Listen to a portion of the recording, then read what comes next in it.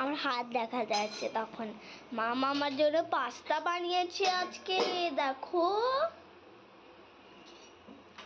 But আমাকে tomato পছন্দ নয়, এর মধ্যে টমেটো পছন্দ না, টমেটো সরিয়ে দেবে। অল্প টমেটো দিয়েছি, না না টমেটো খেতে হয়।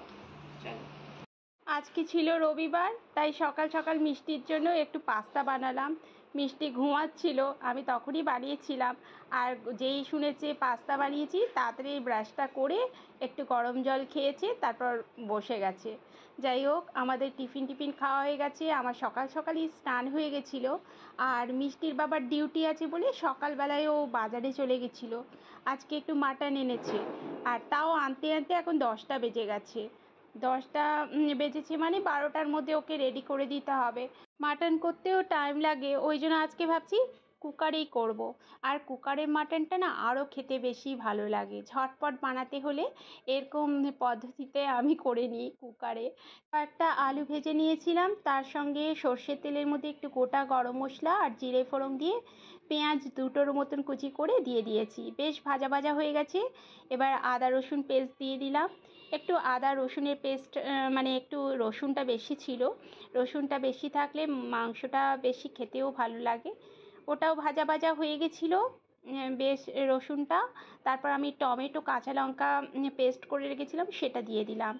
এবার বেশ কিছুক্ষণ কষানোর পর আমি একটু জিরে গুঁড়ো ধনে গুঁড়ো, সেটা স্কিপ হয়ে গেছিলো, মানে জিরে গুঁড়ো ধনে গুঁড়ো লঙ্কা গুঁড়ো দিয়ে দিয়েছি। ক্যামেরাটা অন করতে ভুলে গেছিলাম। যাই হোক, ওটাও মশলা কষানো হয়ে গেছে। এবার আমি মাটনটা দিয়ে দিলাম।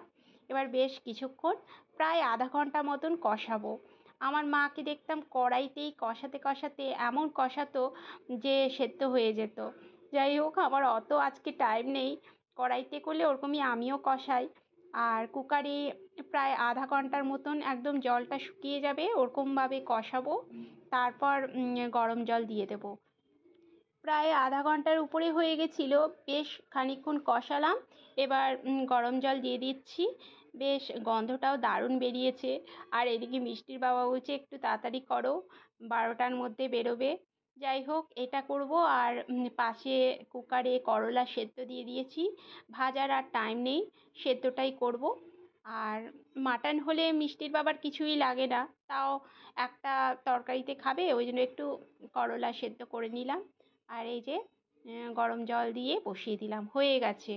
এই যে মিষ্টির বাবাকে বললাম একটু ক্যামেরাটা ধরো, ঝটপট হয়ে যাবে।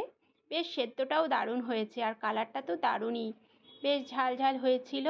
এবার মিষ্টির বাবাকে চলো দিয়ে দিই, কারণ মিষ্টির বাবার দেরি হয়ে যাচ্ছে। এদিকে একটু রসম বানিয়েছিলাম। মিষ্টির বাবা মাংস দিয়ে রসম খেতে খুব ভালোবাসে। যাই হোক, হয়ে গেছে, মিষ্টির বাবাকে খেতে দিয়ে দিলাম। আজকের ভিডিওটা কেমন লাগলো, রেসিপিটা কেমন লাগলো অবশ্যই জানিও।